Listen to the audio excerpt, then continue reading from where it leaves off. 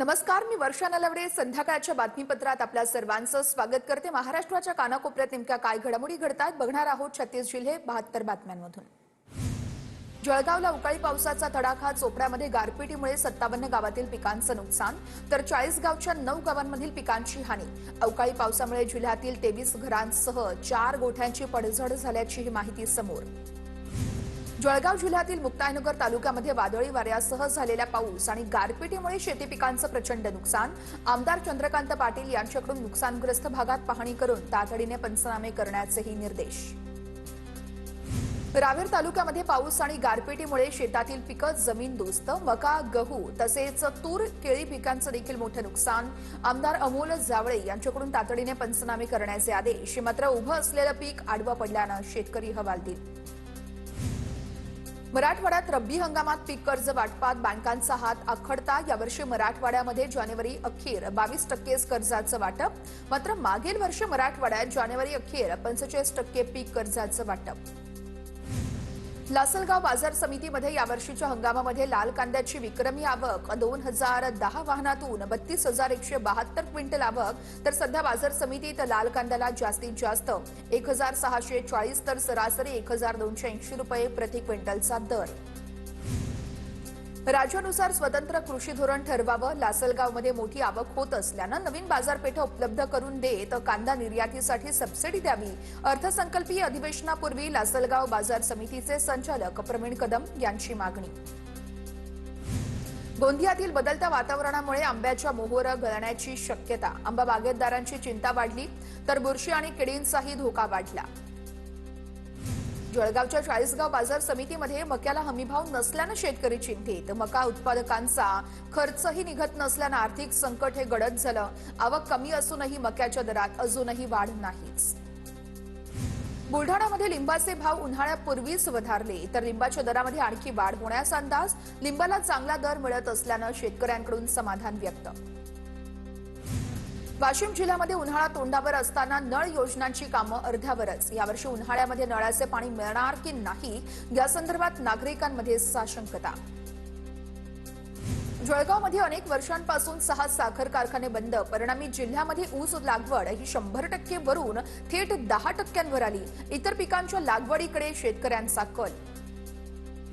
नंदुरबारच्या प्रकाशा गावात प्रस्तावित सिमेंट प्रकल्पाला शेतकऱ्यांचा विरोध. सिमेंट प्रकल्पाला मंजुरी दिल्यास जनआंदोलन उभे करण्याचा ग्रामस्थांचा इशारा. तर सिमेंट प्रकल्प आल्यास शेत जमिनीला मोठा फटका बसण्याची ही दाट शक्यता. वाशीमधील घरकुल योजनेतील निधी न मिळाल्यानं घरांची कामं रखडली. पहिला हप्ता मिळाल्यानंतर लाभार्थ्यांनी कामं सुरू केली, मात्र पुढील हप्ते न मिळाल्यानं घर अर्धवट अवस्थेमध्ये. निधी रखडल्यानं गरजू कुटुंबांचं घरकुलाचं स्वप्न अधांतरीच. लातूरच्या किल्लारीमध्ये खंडोबाच्या यात्रोत्सवानिमित्त पालखीची मिरवणूक. पालखीमध्ये पंचक्रोशीतील नागरिकांचा मोठ्या संख्येनं सहभाग. यवतमाळमध्ये कार्यकाळ संपणाऱ्या ग्रामपंचायतीच्या निवडणुका किमान 6 महिने लांबणीवर जाणार. जानेवारी 2026 पासून डिसेंबर 2026 पर्यंतच्या काळामध्ये कार्यकाळ संपणाऱ्या ग्रामपंचायतीवरती प्रशासक नेमण्याचे आदेश. जळगावच्या शिरसोली गावात ग्रामपंचायत सदस्य, कर्मचारी, तलाठी उपस्थित नसताना ग्रामसभा घेतल्यानं ग्रामस्थ आक्रमक. शासकीय जागेवरती असलेले घर नावावर करून देण्याचे पैसे घेतल्याचं सांगत ग्रामसेवकावरती संताप. वाशिम नगर परिषदेकडून लघु व्यावसायिकांचं अतिक्रमण काढण्यास सुरुवात. अतिक्रमणधारकांना 2 वर्षांपूर्वी नोटीस देऊनही अतिक्रमण न काढल्यानं कारवाई. आधी पक्क अतिक्रमण काढा, मग आमचं अतिक्रमण काढा, लघु व्यावसायिकांचा पवित्रा.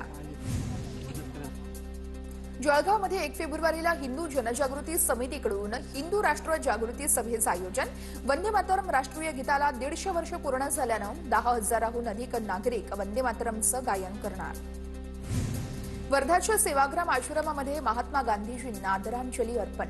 शहादत्त दिनानिमित्त अखंड सूत्रयज्ञ काढण्यात आलं, तर यावेळेस आश्रम परिसरात सामूहिक श्रमदान देखील करण्यात आलं. अहिल्यानगरच्या राहता शहरात कडकडीत बंद पाळत अजित पवार यांना श्रद्धांजली अर्पण. व्यापारी वर्ग, सर्वपक्षीय नेते आणि विविध सामाजिक संघटनांनी अजितदादांना वाहिली श्रद्धांजली. रत्नागिरीच्या सावर्डे येथे शोकसभेचं आयोजन करत अजित पवार यांना श्रद्धांजली अर्पण. आमदार शेखर निकम यांच्या कार्यालयाबाहेर मोठ्या संख्येनं उपस्थित राहत कार्यकर्त्यांकडून श्रद्धांजली अर्पण. सोलापूरच्या करमाळा तालुक्यातील केडगाव ग्रामस्थांचा निवडणुकीवर बहिष्कार टाकण्याचा इशारा. केडगावचा रस्ता चांगला नसल्यानं ग्रामस्थांचा निर्णय, तर रस्ता नसल्यानं विद्यार्थी आणि शेतकऱ्यांचे मोठे हाल. धाराशिवमध्ये अजितदादांना श्रद्धांजली अर्पण करून भाजपच्या बसवराज पाटील यांच्याकडून प्रचाराला सुरुवात. जनता महायुतीसोबत असल्यानं जिल्हा परिषदेला चांगलं यश मिळेल, बसवराज पाटील यांच्याकडून विश्वास व्यक्त. परभणीच्या दैठणा गटात माजी आमदार सुरेश वरपुडकर यांच्या सून प्रेरणा वरपुडकर आणि ज्योत्स्ना घाडगे यांच्यामध्ये थेट लढत. दोघांचाही दैठणा गटात प्रचार. छत्रपती संभाजीनगरच्या पैठण तालुक्यातील ढोरकीमध्ये प्रचाराला सुरुवात. पंचायत समितीच्या शिवसेनेचे उमेदवार वैशाली बोंबले यांनी गावबेठ दौरा करत मतदारांसोबत संवादही साधला. ठाकरेंच्या सेनेचे नेते अंबादास दानवे यांच्याकडून जिल्हा परिषद निवडणुकीच्या प्रचाराची सुरुवात. फुलंब्री तालुक्यातील ठाकरेंच्या बाबरा गटाचे उमेदवार मनोहर सोनवणे यांच्या समर्थनार्थ दानवेंची प्रचार सभा. राजपूरमधील पडीक जमिनीचा भाग एमआयडीसी म्हणून घोषित होणार. शिंदेचे शिवसेनेचे आमदार किरण सामंतांचं वक्तव्य. लवकरच फडणवीस उदय सामंत एमआयडीसी क्षेत्र जाहीर करतील, किरण सामंत यांची माहिती. उल्हासनगर महापालिकेत सत्ता समीकरण बदलेल, तर महापालिकेत अखेर महायुतीची सत्ता. महापौर पद शिंदेच्या शिवसेनेकडे, तर उपमहापौर पद भाजपकडे. अमरावती महानगरपालिकेत काँग्रेसकडून माजी महापौर विलास इंगोलेंची गटनेतेपदी निवड. विलास इंगोले सलग 7 वेळा अमरावती महानगरपालिकेकडून काँग्रेसकडून निवडून आले आहेत.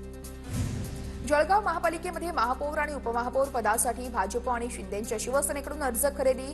नामनिर्देशन पत्र घेण्याचा आज शेवटचा दिवस.